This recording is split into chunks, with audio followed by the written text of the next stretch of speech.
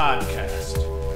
What is up, college lacrosse fans? Episode 162 of the LaxFactor Lacrosse Podcast. Today we're going to recap all 8 first-round NCAA lacrosse games. I'm not going to talk about Syracuse until the end because it makes me sad, but alas, I'm not going to rant. I'm not going to go on any type of crazy campaigns or anything like that. I'm just going to report the news, tell you guys what I think about all these games, and we're going to get into it.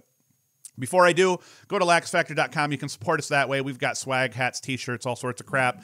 Or you can just, the easiest way to support us, and the only thing I really ask, like, subscribe, share this with your friends, spread the word, help us grow the podcast. We're trying to get to over 10,000 subscribers, and we're, about 400 and change short here, but we got work to do. So let's get into it. I'm going to talk about the games in sequence so that I can talk about 2 games and then I can talk about the matchup for the next round. So I'll bunch them together that way. No rhyme or reason to the order here. First one we're going to talk about, Drexel and Notre Dame. Drexel down 7-3 at the half. I figured the Irish would slow roll here to a 14-7 victory, maybe 15-9 if things kind of started clicking a little bit for Drexel. It was apparent Drexel was solid based on the first half, but no way they'd be able to claw back into it and hold Notre Dame back over the course of the over the final 2 quarters.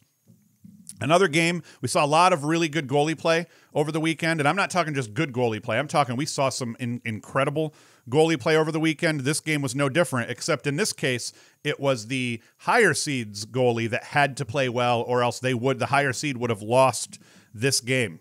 Both goalies in this game played well in the first half. Ross Blumenthal, he stopped 6 of Notre Dame's shots versus the 7 goals he gave up. Liam Entenmann for Notre Dame was crazy. He stopped 13 of Drexel's on-cage chances, and that was where Notre Dame was able to build that first half margin. That was thanks to Liam Entenmann. The defense, to a degree, semi-contesting shots, but legitimately this came down to, I was surprised Notre Dame's defense was as porous as they were over the first half, and Entenmann just played absolutely insane lacrosse. Second half, flip it. Entenmann stopped just 4 shots in the second half to Blumenthal's 9 saves over the second half. 7 of those saves for Blumenthal came in the final quarter as the Dragons clawed back into the game and made it interesting. Drexel tied the game just 2.5 minutes into the fourth quarter off a Reed Bowering goal. He had a great showing on the day, Reed Bowering did, with 4 goals on the day. The score remained tied for a while thanks to Rosenthal standing on his head through that entire fourth quarter. It ended up being Wheaton Jacobois that finally broke through, a dodge down the left alley, from kind of the left wing. He got underneath, brought it back, and stuck it past Blumenthal, and that gives Notre Dame the eventual game winner, and then Notre Dame ends up sticking, I think, a empty netter on him. Drexel, they held Kavanaugh to just 2 goals on the day. They played incredible defense, and it was, I believe, his lowest output of the season, although I didn't end up looking that up after I wrote that, so don't quote me on that. But either way, nobody here in lacrosse world, especially not on lacrosse Twitter, thought that Kavanaugh was going to only put up 2 points in this game against the unseeded team. If he was going to struggle, it was going to come obviously later when they had to face Maryland or something like that, but not so. He struggled on this day, and Drexel did a very good job defensively to tie Notre Dame up early. Even in the first half, it could have gotten uglier, but Drexel actually played really good defense almost all over the field. They got back in transition. They didn't turn the ball over at a crazy clip, which helped not give up transition goals as well. So I thought that, Drexel, they kind of played toe-to-toe with the Irish across almost every category of play. They cleared the ball well. They didn't turn the ball over ridiculously poorly. They got looks. They won matchups. They got shots. They put those shots on cage. Not quite as well as Notre Dame did, but it was pretty damn close. Notre Dame, where the one stat that was off, and I think this ended up being the second key to the game, besides Entenmann playing crazy and winning the goalie battle in this one, even though he had a rough second half, I think that the face-off advantage for Notre Dame, they won 15 face-offs to Drexel 7. So that ended up being a pretty big advantage to them too. And that between that and Entenmann saves, that's what wins this game for Notre Dame. It wasn't the vaunted and highly heralded offense. It wasn't Kavanaugh. It ended up being their goalkeeper, Liam Entenmann, who has been great all year, and that face-off unit, that two-headed monster of Gallagher and Leonard at the face-off X. Notre Dame consistently controlled possession throughout the game. Both teams cleared the ball well, and Drexel took care of the ball, but it was that you get what is it, 8 extra possessions in a game, and it ends up being a 2-goal game coming down to the wire, with just a tie game with under 2 minutes left. Those extra possessions really, really count. But moral of the story here, Drexel proved they belong more than any of the other unseeded teams, because really, if you think about it, Loyola doesn't count. I barely count Loyola as an unseeded team, partly because even as an unseeded team, they had beaten Georgetown already just before this whole tournament started, and then Denver lost to Georgetown twice towards the end of the year here in the Big East, and both at the second regular season meeting and in the tournament. So I had a feeling that Loyola was going to be able to hang with Denver. But in this case here, an unseeded team, a team that is not a regular fixture in the tournament like Loyola has been, and that's a hell of a job by Drexel. So we will move on now to Vermont and Maryland. Maryland, 17-11 in this one. It was tight through 13 minutes, of the first quarter, and then after that, it wasn't as much tight anymore. A key for Vermont was that Tommy Burke needed to win almost all of his faceoffs for Vermont to hang. And I was kind of wrong on that, because Maryland successfully stalled Burke out, routinely tying him up at the dot, allowing for the wings to get in. And that was where Maryland kind of flipped the script on Tommy Burke, where other teams weren't able to do that. They kind of kept him in control by forcing as many 50-50 ground ball chances as they could, and Vermont's wings got absolutely scorched by Maryland as Maryland actually won 19 of 28 draws in this game against Vermont. Not normal for Vermont to ever lose the faceoff battle. You remember even in Syracuse's drubbing of Vermont, Burke absolutely dominated Syracuse. So I expected for Burke to win the lion's share of faceoffs against Maryland as well, but their strategy was great. Burke went 11 of 26 on the day, probably his worst output of the year. And the Maryland unit as a whole, mixed with their strategy to force 50-50 ground balls, was executed brilliantly. And I was wrong, because Vermont made it respectable overall, I think, in this game. And I think they had a pretty good showing despite losing almost, not all the faceoffs, but a ton of the faceoffs. And in this case, too, like I said, it was the Maryland Wings. I had a number here, I thought, that showed that Shockey and company, that might be in a different game, so I'll skip over that one and I won't try to speculate. I'll stick to my notes for once. So it wasn't a goalie saving the day this time either. It was Thomas McConvey for Vermont going 4-2, 4 goals, 2 helpers, and it was Syracuse transfer J.J. Lewandowski going for 3 goals and an apple. Vermont scored goals on a great Maryland team, and they looked pretty good. Granted, yeah, they lose 17-11. Yes, Maryland controlled this game, from before the end of the first quarter through to the end, and it was never in question. But Vermont kept battling back. They didn't let Maryland continue to spread that margin out. Maryland would score a few goals. Vermont would score 1 or 2. So it was kind of the slow burn to victory for Maryland in terms of getting their margin. But I thought Vermont looked really good offensively in this game against a very good Maryland defense. So for Maryland, it was the Jared Bernhardt show. 6 goals and an assist for the Tewaaraton finalist. And he's kind of the media darling at this point. So we'll get into how the other Tewaaraton finalists did as well. And if I forget one in the mix here, I'm sorry.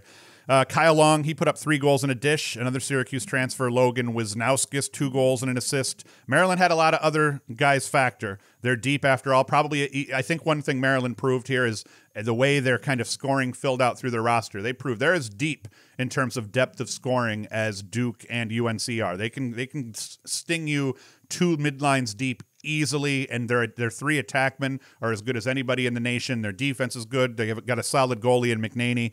So Maryland had a good showing. A lot of people thought that this proved that Maryland's defense might not be as good as they are. I think what it proved is maybe Vermont's offense, who we already knew was pretty good, might be a little bit better than we thought, especially considering this possession disparity that they were able to overcome to keep this even within 6 goals the way they did. So I say hats off to Vermont.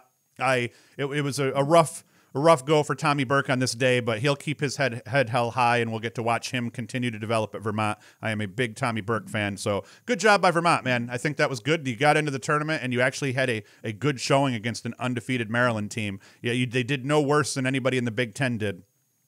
So that says a lot about the field this year.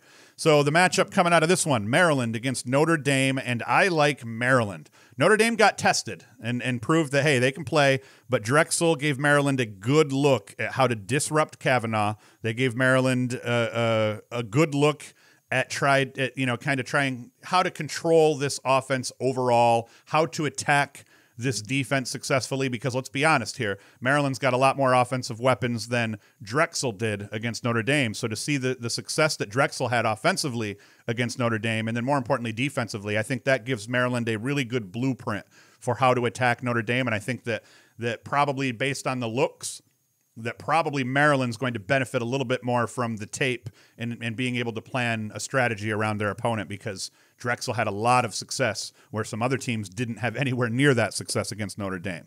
So I like Maryland. I think it'll be a close game, and I wouldn't be surprised if Notre Dame comes out and kicks the shit out of Maryland by 5, but more than likely I think Maryland wins a 1 to 4 goal game or so against the Irish, depending on how things roll. Next one, and this was a good one. This might have been, probably was the best game of the entire weekend. It came down to a last-second save for Loyola goalie Sam Shafer, who struggled at times during the year, even at one point getting benched. He actually didn't start senior day because he was struggling, but he earns a starting role back, and he ends up making the game-saving save. Shafer stuffed Simmons with just 4 seconds on the clock in a frantic finish to a great game. Loyola, they jump out to a 9-4 lead after 30 minutes of play. Things were not going Denver's way, and that slow start ended up costing Denver this game. And no surprise, though. Denver, they battled back in the second half, made things as interesting as you can without actually ever getting back into it fully again. Loyola answered the bell every time Denver threatened. Aiden Olmstead helped get Loyola the early lead thanks to a 5-goal, 1-assist outing out of their stud. 4 of those goals came in the first half, but his most important goal was the eventual game winner late in the fourth, a goal that extended Loyola's lead to 14-12. That ends up being the game winner. Hannah would get one more back for Denver just 19 seconds after Olmstead scored. Hannah got one back and got it right back to 14-13. And that set up the game-winning save for Shafer. Hannah and Jackson Morrill paced Denver. They each had 3 goals. I think Morrill had 3 goals and an assist, possibly, maybe even 3 and 2. Can't remember. T.D. Erlin, he wins 17 and 19 draws for Denver, helping, they're helping with their surge over the course of the second half, but Stathakis struggled a bit. So Stathakis kind of dragged that overall win percentage down for Denver, and that kind of ended up being the first half push that Loyola needed in terms of, hey, we may not get a whole lot of possessions in this game because that two-headed monster is, Bailey Savio is a capable face-off man, but he wasn't having the season that both Stathakis and Erlin were having up to that point. And actually, if anything, maybe Savio and Erlin were about level, and Stathakis was the better face-off guy out of the bunch, statistically speaking, coming into this game. So Stathakis struggling a little bit, that helped Loyola quite a bit in terms of keeping the possessions more fair, and that ends up factoring heavily. Denver won 10 of 15 faceoffs over the first half as Loyola jumped out to an early lead. Denver won 13 of 15 over the second half as they clawed back into the game, and Erlin took the bulk of those draws after that. So it's a good way for Erlin to end his career.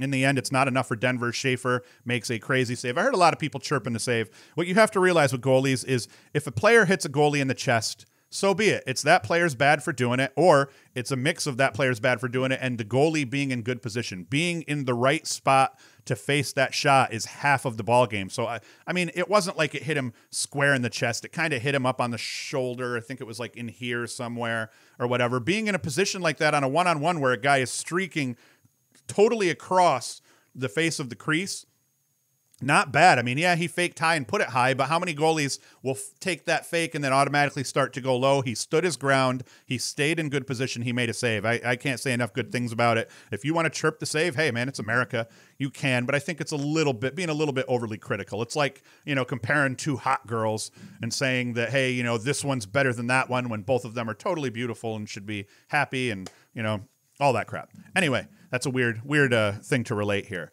The next game we want to talk about, High Point and Duke.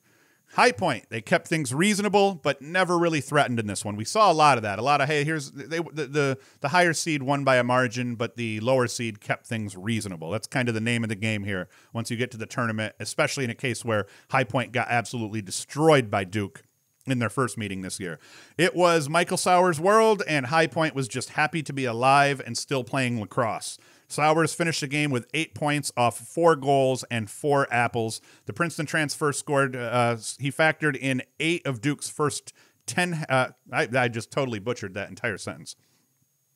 The Princeton transfer factored in 8 of Duke's 10 first half goals, and then allowed his teammates to finish High Point off in the second half. Our first glimpse of Sowers in the postseason did not disappoint at all, and he came out hot, 8 points in the first half. At that point, I was like, holy crap, is this kid going to have a 10 or 12-point game? I was kind of actually pleased to see him personally take his foot off the gas once Duke had a comfortable lead and allow his teammates to get into it as well.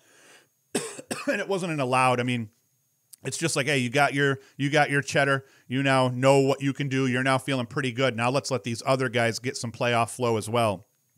Worked out great for Duke overall. After that first round, knowing the tournament, after this first round here overall, knowing the tournament matters, right now advantage Sowers. We're going to talk about some other guys that played as well that did well and probably made some good cases for their, at least said, hey, we do belong as one of the top 5 finalists. But I think Sowers now has the edge in this one a little bit over the other guys because 8 points is more than what everybody else had here. Sean Lowry had 3 goals, and ACC Freshman of the Year Brennan O'Neill went for 2 goals and an apple for Duke. And Asher Nolting, he did all he could do, 1 goal and 3 helpers for High Point. But, you know, in the end, Duke is Duke, and Duke won this game in advance. Now, Duke is going to face Loyola in the next round, and Duke's going to win this, I think. Too talented. They check all of the same boxes that Loyola does, just a bit more emphatically in all cases. You know, both teams are good defensively. Duke's got the bigger defensive stars. You could argue McNulty for Loyola at LSM and JT Giles Harris for Duke. You can make the argument they're pretty even because I'd say McNulty's the best long pole in the country overall, and I'd say JT Giles Harris overall is probably the best pole. Close defender, both veteran guys and everything like that. But I mean, I'd still probably take JT overall over McNulty. Duke sports a superior goalie. Overall, their defense, Duke sports a better goalie than both Loyola and than Denver. Duke's defense is better than both Loyola's and Denver's overall, although I really like Loyola's defense. And then overall, you know, probably Duke's short stick D mids, very underrated short stick D mid, Terry Lindsay for Duke. I think he's number 11 for Duke. Yeah, he's really solid. I think one of the best short stick D mids in the country.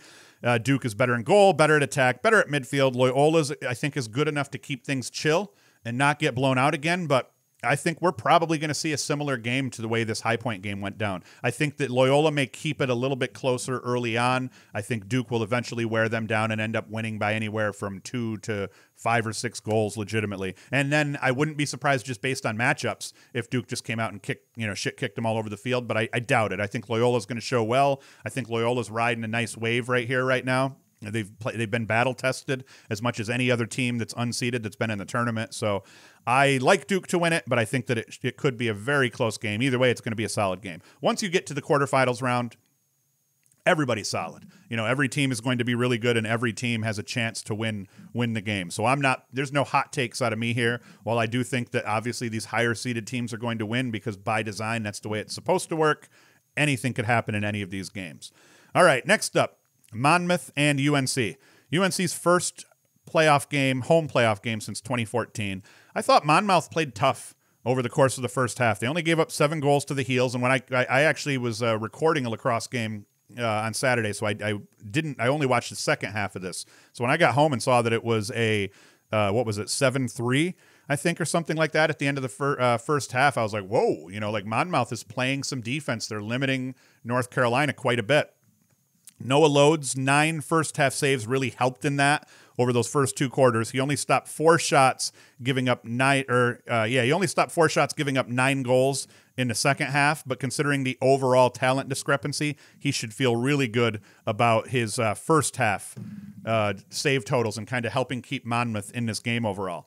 Problem for Monmouth was they couldn't figure out Krieg. Krieg, in cage, the freshman keeper for UNC, he stopped 15 shots on the day, gave up only 2 goals. That's pretty damn good. Freshman played like a veteran. 15 saves, which means he initiated, 15 saves, which means he initiated a lot of clears And then he had 0 turnovers, which means as a freshman, he took care of the ball, helped lead that clearing unit and that defensive unit in the clearing situations. And that's a very good sign for UNC that in his first playoff action, their freshman goalie played that well. For UNC, all the usual suspects got points. Gray, 4-2. Will Perry, 1-5. Kelly, 2-1. Lots of, they filled it out right down the roster there. UNC won faceoffs. They cleared the ball successfully, 30 of 31 times. So all good things for UNC. They look great, which you would expect for the number 1 seed against the, pretty much the 16 seed. Score didn't scream massacre. 16-4, that doesn't scream like, oh, you got absolutely massacred. And I'd credit the Monmouth defense and goalie, but it was a beatdown nonetheless when you start digging into the box score a little bit. It was really just a respectable slow roll to getting beat 16-4. There's nothing else to say about it out there. Nothing for Monmouth to be ashamed of, though. They made the tournament, and I felt like they played a very solid game. A lot of times you see 16-4 and you think, maybe that other team took their foot off the gas a little bit. UNC is not a team that takes their foot off the gas. So this was a legitimate 16-4 game, and Monmouth, kind of proved that, hey, yeah, a lot of people don't like these automatic qualifiers because conferences that might not be as good end up getting teams in. But I felt like Monmouth had a good showing. I didn't feel like it was one of those ugly first-round games where, a team just gets shit-canned. Other game, Lehigh and Rutgers. First quarter, this looked like it was going to be tight. Lehigh struck. Rutgers saw that score and raised Lehigh a goal, only to have Lehigh call. It was 2-up at the end of the first quarter. I thought we were going to be in for probably what I presume this was going to be one of the best games of the weekend. Over the first 15 minutes, the box score was tight in all areas just about, except one, face-offs.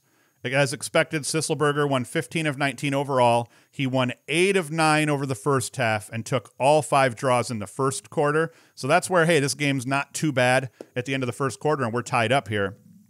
But that was a big difference overall. The only issue is Lehigh didn't turn those face-offs into points. They won a lot of face-offs. They got a lot of the first possessions off each face-off, and then they would, not turn that into a goal, and then it would all go down the other way, and Rutgers would often turn that into a goal. I think overall, Rutgers was simply the better team. I heard someone in the college lacrosse discussion group on Facebook say that Lehigh wins that game more often than not, and I think that's dead wrong. I think overall, Rutgers was better in every way.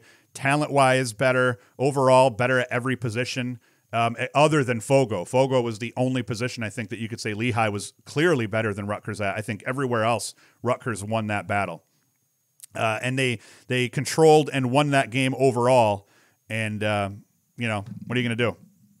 If James Spence didn't match former teammate Colin Kirst with 17 saves on the day, Rutgers would have shit-canned him. I mean, Rutgers, if Spence didn't stand on his head, especially over the course of that second half, he played really well all game long. This was probably the game where both goalies had an incredible outing.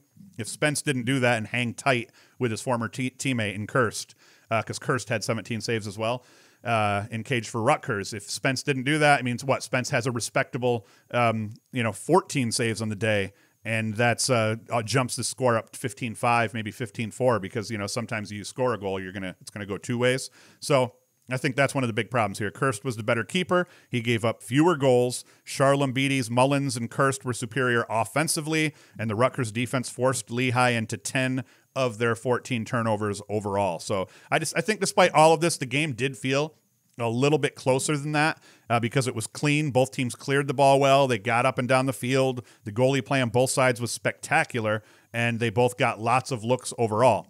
One team simply put more in the back of the net than the other, and it was Rutgers. I don't see how you could have watched that game and thought, oh, man, Lehigh would win this more often than not. I mean, I watched it and thought, man, Rutgers would win this game more often than not, and not only that, Rutgers might win this game more often than not by a margin, because if you get beat 12-5 and your goalie made 17 saves,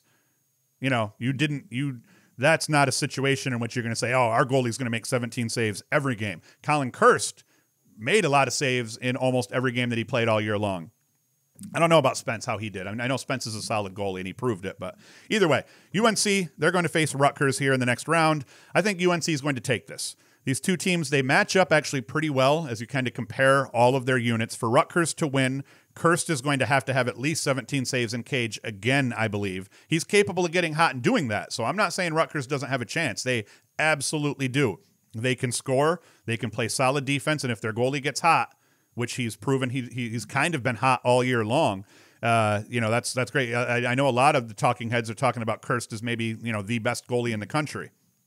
But UNC, they're a rebel force, unstoppable rebel force. They're just going to keep coming at you, and in a manner similar to what Maryland has done to Rutgers. I think that UNC is going to win this game, and they will best Rutgers. But for all the Rutgers fans, don't boo me or anything like that. I believe that Rutgers could win this game, and I'd be happy to see Rutgers win this game. Not that I want UNC to lose. I just want to see a good game in the end, and as long as it's a good game, I'll be happy. But, I do think that UNC is going to pull it out. Bryant and Virginia. Another solid performance from an unseeded team in this one. Bryant hung tough. UVA led this game through the first half and into the third, but Bryant hung tight enough that they were able to surge in the third, and they actually held a lead for a touch, which was pretty surprising. Especially it was surprising considering how the game started. Mark O'Rourke gave Bryant the lead with 8 minutes left in the third, and Logan McGovern extended that lead to 2 goals, 10-8, about 3 minutes later. Bryant held on to a 1-goal lead going into the fourth, but 4 goals out of UVA to start that fourth quarter. That was part of a 5-goal run that spanned the end of the third quarter into the first 4 goals of the fourth. That put the game away. Bryant ended up getting a couple of back, but, it was already over by then. Connor Schellenberger and Matt Moore each went for 2 goals and an assist. Ian Laviano went 2-1. I think I'm wrong there. I think, didn't Schellenberger, wasn't he 2-3? I think him and Matt Moore were both 2-3. Laviano was 2-1. Logan McGovern 3-1 for Bryant in the loss. This was another game where the seeded team's goalie saved the day. And I kept being I watched all these games, but like I said, I was sick the second day when I think a lot of these were going on. And I'm talking, I was stupid sick, felt like an alien was going to pop out of my gut sick. I believe it was probably a norovirus. We got a norovirus going around here in my area. So it ended up being Alex Rode for Virginia that had to make 18 stops on this day. He played out of his mind, and they needed that because Petey LaSala, unlike him, struggled, allowing Bryant an edge in the draws. If Rode doesn't play like a vet that's already got a national championship under his belt, curtains for the Cavs. Bryant would have won this game. They won a way more draws than I thought they were going to win, and their goalie saved them. Their goalie, who through his career has been up and down, has proven this year, I think, that he's really solid and he can win you games if he needs to, which I'd say he, to a degree, won Virginia this game by standing on his head. All right. Here's the one that I didn't want to talk about, but I'm going to talk about it anyway. Syracuse and Georgetown. An embarrassment for the Orange. And I don't say this to pile on. I'm glad, by the way, that I got sick and that I didn't do this show on Sunday, Monday, or even maybe Tuesday, because I think I would have been salty. I think I would have maybe said some dumb shit that I regretted, potentially. So I'm glad that didn't happen. So I don't say this to pile on. As I said, the embarrassing part of it is that, I know the Cuse kids feel the same way. This isn't supposed to happen to a Syracuse team. I think this is the first class of departing Cuse players that never tasted the quarterfinals, which is surprising, which I don't think that's right. Because they lost to Loyola, I think, in the first round of the year they lost to Loyola? Or did they lose to Loyola in the quarterfinals that year? I can't remember. Maybe it's the first class that never made a Final Four. There was some stat that went around it. Now I'm going to sound like an idiot here. It's my favorite team, so I should probably know this shit. 3-2 Georgetown 3-2 Georgetown after the first quarter, and I'm like, this isn't too bad. This isn't too bad at all. I was sipping on beers, and my sickness hadn't kicked in yet. Here's my day Saturday. I shot a lacrosse game and spent too much time in the sun at 11 o'clock in the morning. Came home, started watching lacrosse all day. Before I started watching lacrosse, I mowed my yard real quick. I ran around the front yard, mowed it once I realized the UNC game was over. I did not hydrate properly all day. I ate chicken wings and pizza, and way too much of them, I might add also in that case there. I ate some salsa and chips, and then once I realized I wasn't going out to watch the game, my wife was a little bit sick and everything like that, then I proceeded to drink 5 16-ounce Fiddlehead IPAs. So I did all of the worst things I possibly could have done to my body leading into getting a virus, getting like a stomach bug later that night. And it literally hit me about an hour after this Georgetown Cuse game ended. So anyway, 3-2 at the end of the first quarter. I'm feeling good. I'm sipping on Fiddleheads. I got my son downstairs watching the game with me. And then second quarter, it was not okay. It was chaos and sadness across the second quarter because you just knew that at that point, no matter what hope you had that Syracuse might have some of that magic, you just felt like this was not the season where we showed any Syracuse magic except against Virginia. So, yeah, 8-2. It went like 3-2, 4-2, 5-2, 6-2, 7-2, 8-2. And then I'm like, shit, the wheels came off. Syracuse did get back in it, 2 goals before the end of the half, 8-4 at the half. Yes, from here I'm thinking Desko can adjust. He's done it before. We can come out with some tweaks to the defense, and we can chip back in. Because at that point, Syracuse was kind of playing on the island. They weren't doing terrible with the matchups, except over that stretch when Notre Dame extended the lead.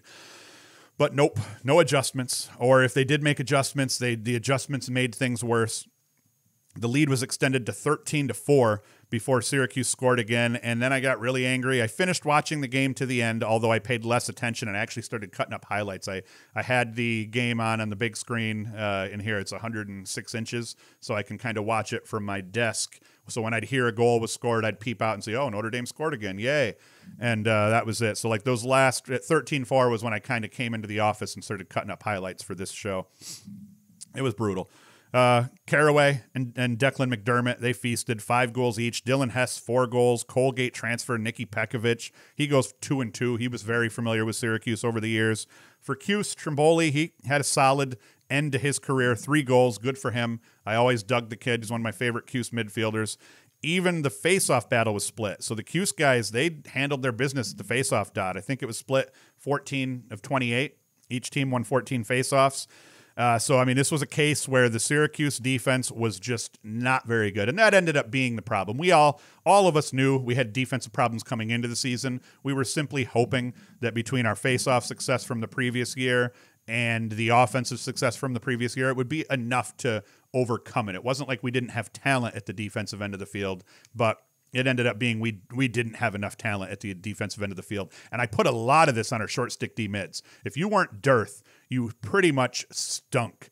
And I don't like naming names and pointing it out. You guys know the guys I've been critical of. There's one short stick D mid who happened to be around a lot of the bad things as they would happen, and he wouldn't necessarily be the guy that gave up the goal, but if you watch the full play transpire, this D mid was being attacked early and often by Notre Dame with a lot of success on beating this mid to the cage, bumping the ball behind, and then getting feeds. And I think that a big reason Syracuse ended up being so bad off ball was because if your D mids are getting scorched and losing their matchups to the other midfielders, that's going to open things up for attackmen, the ball to get banged back to X to a guy like Kavanaugh where he's now going to pick you apart. So if your D mids are getting beat, it's going to open you up to getting beat by feeds, and that is exactly what we saw happen all year. Syracuse played really badly against teams that did a great job sharing the ball. More importantly, Syracuse did really badly against teams that had midfielders that could beat their short stick D mids, which was pretty much everyone that they played. Duke was the exception, where I was surprised Syracuse actually played pretty well against Duke. Maybe Duke's defensive midfielder, or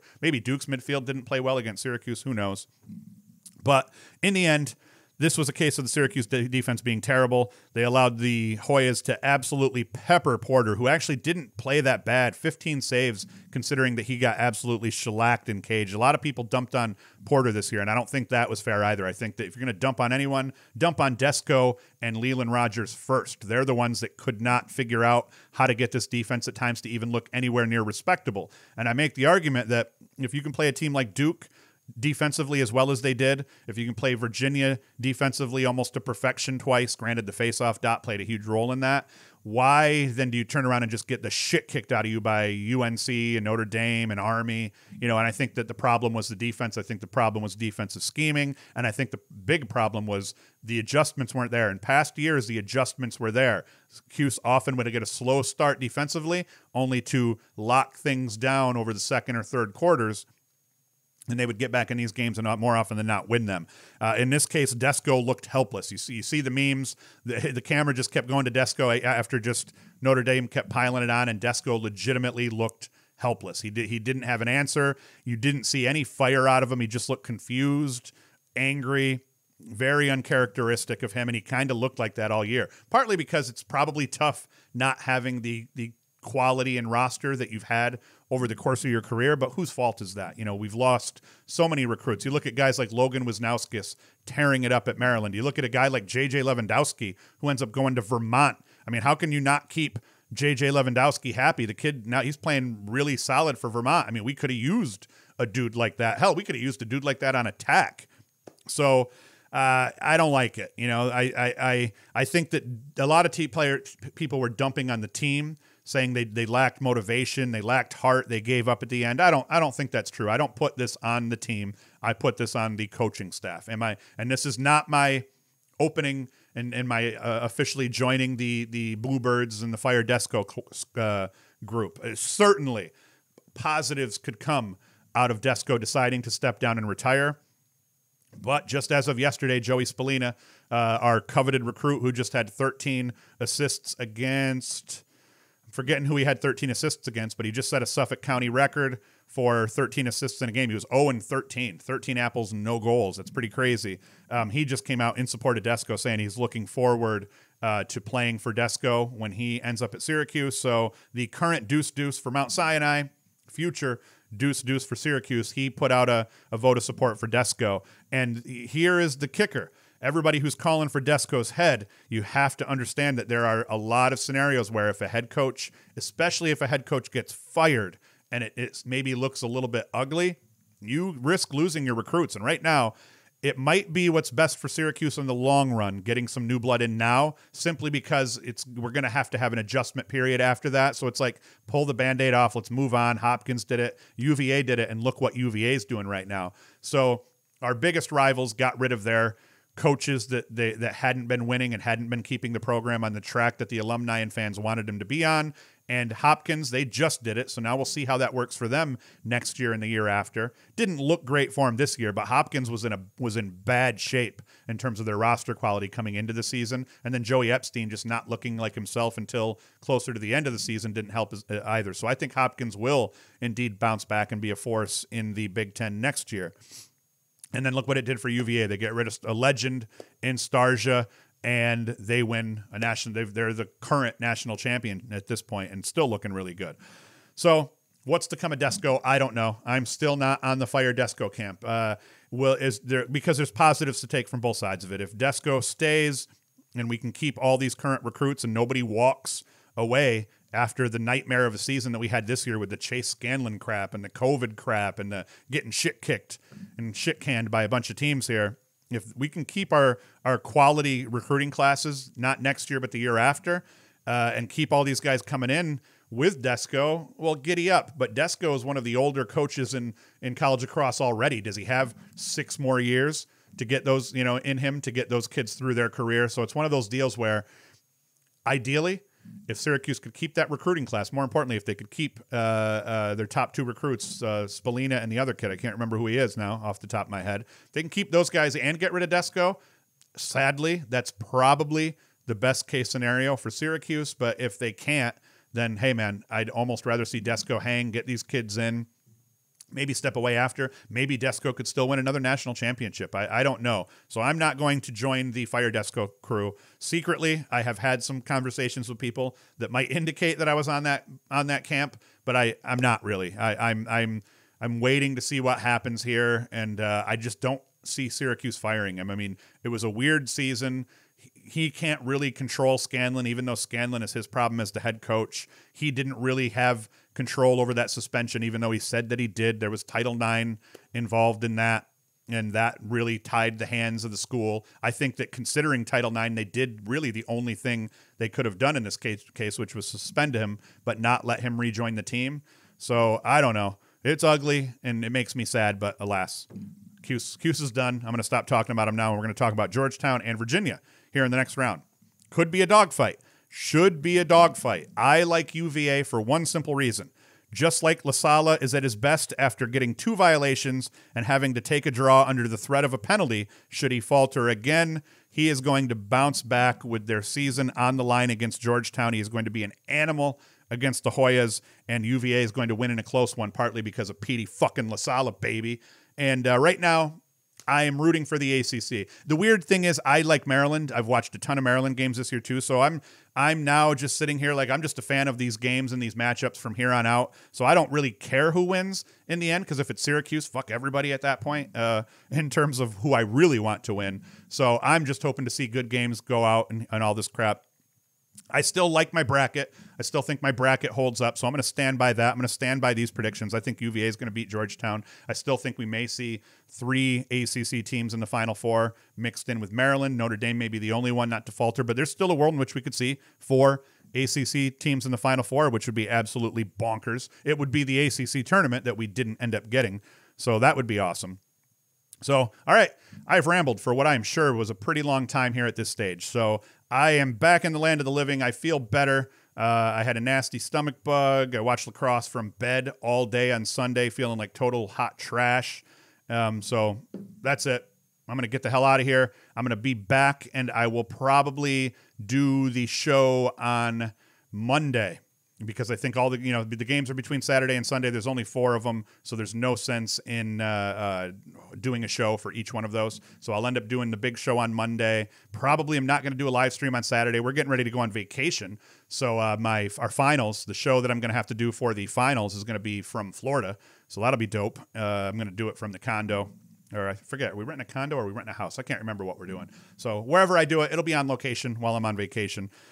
So that is it. As always, thank you for listening. Thank you for watching. Thank you for tolerating me disappearing, as I felt like I had an alien about ready to rupture my abdominal region. And that is it. Hoost is out. I'll be back Monday with the recap show for this weekend's D1 games. And Monday we'll talk about more games. I'll talk about the 4 D1 games, and then we'll get into the other tournaments as well. Congrats to Nassau on winning a national title over the weekend. I think they beat Hartford. Apparently everyone said that game was better than every game played across all divisions over the weekend. So congrats to Nassau winning the NJCAA national championship. That's it. Hoost is out.